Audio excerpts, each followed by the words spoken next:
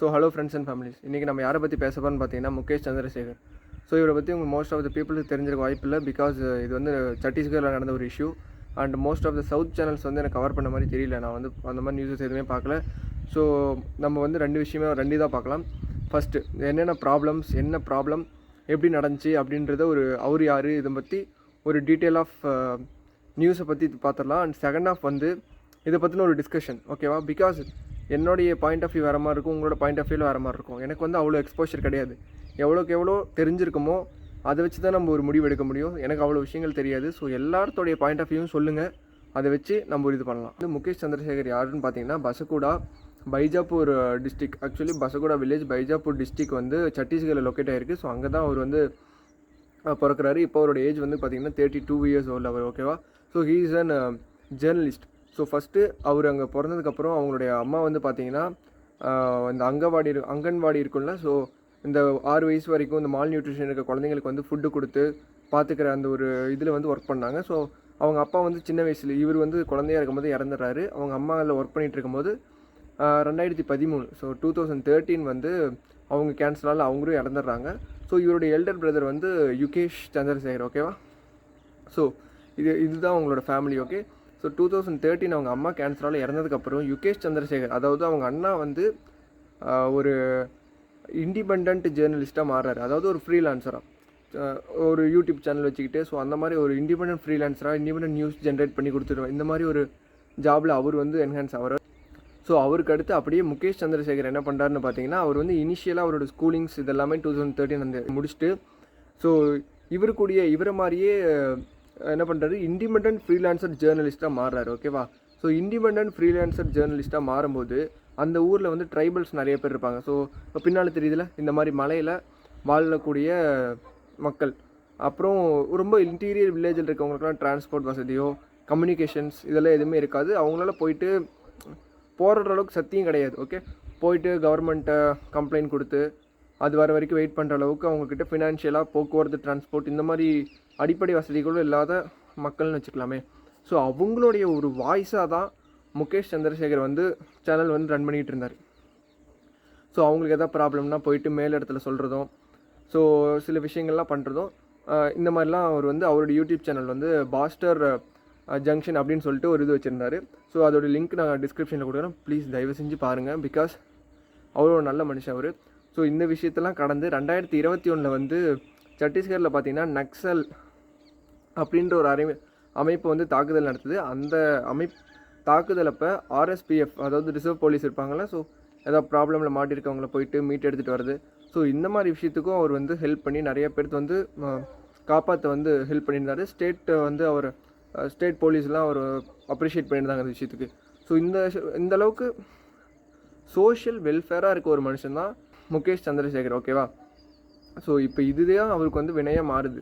என்னென்னு பார்த்தீங்கன்னா, இந்த மாதிரி சின்ன சின்ன விஷயங்கள்லாம் அவருக்கு ஹெல்ப் பண்ணி ஒரு சோஷியல் எந்தூசியாஸ்டிக்காக மாறும்போது அவர் என்ன பண்ணுறாருனா, அவர் ஊரில் ஒரு வந்து ரோட் கான்ட்ராக்ட் போடுறாங்க. இப்போ நம்ம ஊர்லாம் போடுவாங்களா, நிறைய ரோட் கான்ட்ராக்ட்லாம் போடும்போது கொஞ்சம் குவாலிட்டி வந்து ஏற்றத்தாழ்வு அந்த மாதிரி இருக்கும். பட் அங்கே வந்து கம்ப்ளீட்டாக ரோடே கிடையாது, ரொம்ப அடிமட்டத்துக்கு போட்டு கிட்டத்தட்ட 120 crores வந்து ஸ்கேம் பண்ணிட்டாங்க, ஓகே?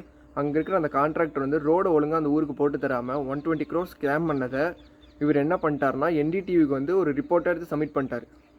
ஸோ December 25 வந்து இது வந்து அந்த சேனல் இந்த ஜென்ரேட் பண்ண டாக்குமெண்ட் வந்து பப்ளிஷ் ஆகிடுது. ஸோ பப்ளிஷ் ஆனதுக்கப்புறம் என்ன பண்ணுறாங்கன்னு பார்த்தீங்கன்னா, government is keeping an enquiry on அந்த கான்ட்ராக்டர். அவர் பேர் வந்து பார்த்திங்கன்னா சுரேஷ் சந்திரசேகர். ஸோ அவருமே முகேஷ் சந்திரசேகரோடைய ஒரு கசின் தான். எல்லாருமே ஒரு ஃபேமிலி மாதிரி, ஒரு ரிலேட்டிவ்ஸ், ஓகே?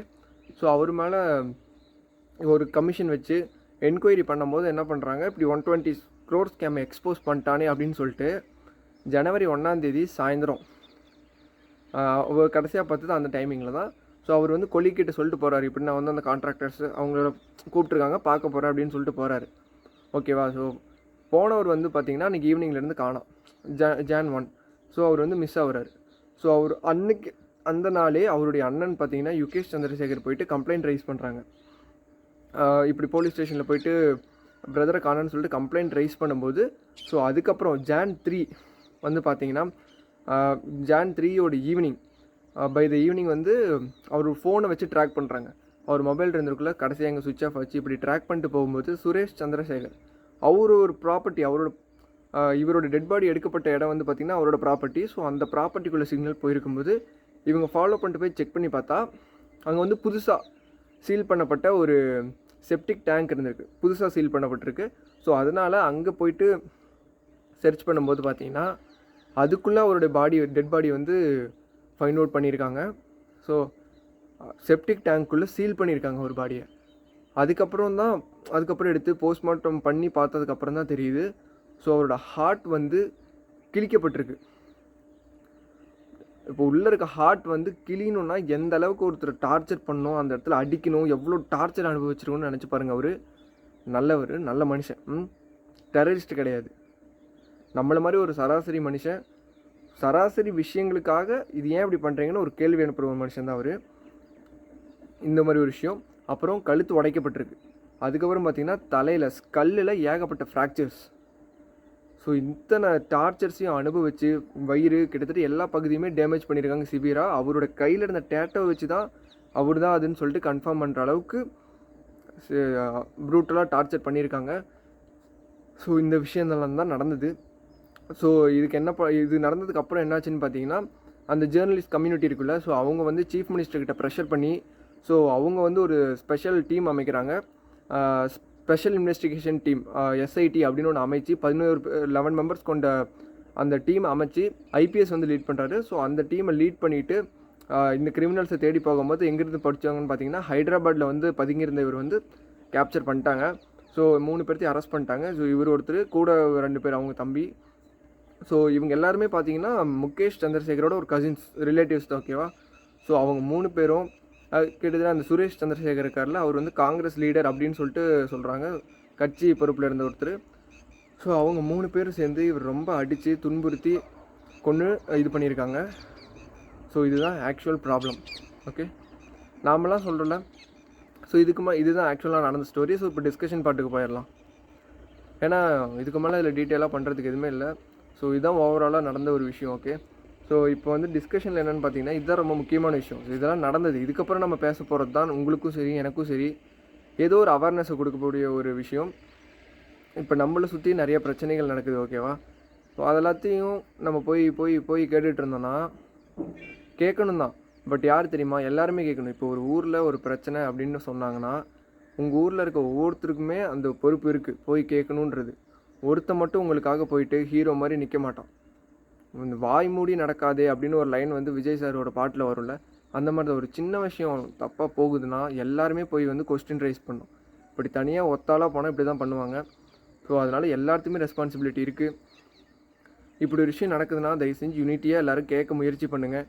அப்படி இல்லையா உங்களுக்கு மட்டும் அது ரொம்ப பெரிய ப்ராப்ளமாக இருந்துச்சுன்னா இந்த மாதிரி தனியாக போயிட்டு ஒரு கம்யூனிட்டிக்காக நான் இது பண்ணுறேன். பிகாஸ் சிஸ்டம் வந்து பார்த்திங்கன்னா ஒரு மாதிரி கொலாப்ஸ்டாக இருக்கும்போது நம்ம வந்து தனியாக போய் எதுவுமே பண்ண முடியாது. நம்ம பண்ணுறது வந்து ஒருத்தருக்கு பிரயோஜனமாக இருந்தால் பண்ணலாம். அது எந்த பயனும் ஒரு கொலாப்ஸ்டு சொசைட்டியில் போய் நீங்கள் என்ன சொன்னாலுமே அது ஏற்றுக்க முடியாத ஒரு சூழ்நிலையில் தான் நம்ம இருக்கோம். அதனால் எல்லாருமே பி அவர், ரொம்ப யோசித்து ஆக்ட் பண்ணுங்கள். எனக்கு வந்து நான் சின்ன பையன் தான், எனக்கு வந்து நிறைய எக்ஸ்போஷர் கிடையாது, நிறைய விஷயங்கள் என்னால் டிஸ்கஸ் பண்ண முடியாது, ஏன்னா எனக்கு தெரியாது. ஒரு நிறைய விஷயங்களை பற்றி தெரிஞ்சுக்கிட்டு அதோட அறிவு இருந்தால் தான் ஒரு கன்க்ளூஷனோ ஒரு ஐடியாவோ கொடுக்க முடியும். பட் எனக்கு பர்சனலாக இது வரைக்கும் எனக்கு என்ன தெரிஞ்சதோ அதைத்தான் நான் உங்கள்கிட்ட சொன்னேன். ஸோ இப்போ நீங்கள் நிறைய பார்த்துட்ருக்க நிறைய பேர் வந்து பல இடங்கள் போயிருப்பீங்க, பெரிய பெரிய எக்ஸ்பீரியன்ஸஸ் உங்களுக்கு இருக்கும், உங்களுக்கு நிறைய விஷயங்கள் மைண்டில் வச்சுருப்பீங்க, இது இப்படி ஹேண்டில் பண்ணலாம், அப்படி ஹேண்டில் பண்ணலான்ட்டு. ஸோ ப்ளீஸ் வர அடுத்த ஜென்ரேஷனுக்கு அது வந்து என் கமெண்ட்டில் ஷேர் பண்ணுங்கள். அண்டு என்ன ப்ராப்ளம் இந்தியா வேர்ல்டு வைடு என்ன ப்ராப்ளம் இல்லை, என்ன நியூ டெக்னாலஜிஸ், என்ன நியூ திங்ஸ் தெரிஞ்சுக்கணுன்னாலும் அதையும் கமெண்ட் பண்ணுங்கள். எவ்வளோ பெரிய ப்ராப்ளமாக இருந்தாலும் சரி, சோஷியல் அவேர்னஸாக இருந்தாலும் சரி, டெக்னாலஜிக்கல் கண்டென்ட்டாக இருந்தாலும் சரி, நான் வந்து அதை பற்றி வீடியோ பண்ணி நிச்சயமாக போடுறேன். பிகாஸ் இது வந்து நான் வீடியோ பண்ணி நானே பார்த்துக்கிறதுக்காக இல்லை, எல்லாமே ஒரு சொசைட்டிக்காக. அந்த வீடியோ வந்து சொசைட்டிக்கு ஏதாவது கொண்டு போய் புதுசாக தெரியப்படுத்தணும், இல்லை ஒரு விஷயத்தை புதுசாக ஒரு அவேர்னஸ் க்ரியேட் பண்ணுறோம், ஒரு நல்வழிப்படுத்துகிறோம், அந்த மாதிரி ஒரு நோக்கத்தில் ஆரம்பித்த சேனல் தான். ஸோ உங்களுக்கு என்ன விஷயங்கள் டிஸ்கஸ் பண்ணுனாலும் தயங்காமல் கமெண்ட் பண்ணுங்கள். நான் இன்ஸ்டாகிராம் லிங்க் கொடுக்குறேன், அதில் கூட வந்து உங்களுக்கு என்ன பர்சனல் ப்ராப்ளம்ஸ் இல்லை எந்த விஷயத்தை பற்றி டிஸ்கஸ் பண்ணுமோ so to comment or DM, நிச்சயமாக நம்ம அதை பற்றி சேனலில் போஸ்ட் பண்ணுவோம். ஸோ இப்போ இந்த விஷயத்துக்கு அவருக்கு எந்த மாதிரி வந்து பனிஷ்மெண்ட் கொடுத்தா சரியாக இருக்கும்னு நீங்கள் நினைக்கிறீங்க? பனிஷ்மெண்ட் கொடுத்து ஏகப்பட்ட நான் கேஸ் இந்த மாதிரி வந்துக்கிட்டே இருக்குது. ஒரு தடுத்து நிறுத்தவே முடியல. வீடியோ போடுறோம், அடுத்த மாதம் வேறு ஒரு வீடியோ போடுவேன். இந்த மாதிரி வீடியோஸ் மட்டுமே தான் போடுறோமே தவிர ஒரு சொல்யூஷனாக எதுவுமே இல்லை. ஸோ இதுக்கு நிரந்தர சொல்யூஷன் என்ன நினைக்கிறீங்கன்றதையும் கமெண்ட்டில் சொல்லுங்கள். ஸோ வேறு ஒரு ரியல் ப்ராப்ளம் ப்ளஸ் இல்லை வேறு ஏதாவது தெரிஞ்சக்கூடிய விஷயத்தில் நான் உங்களை வந்து பார்க்குறேன். So good to go for 2025. Focus on yourself. Stay positive. Bye.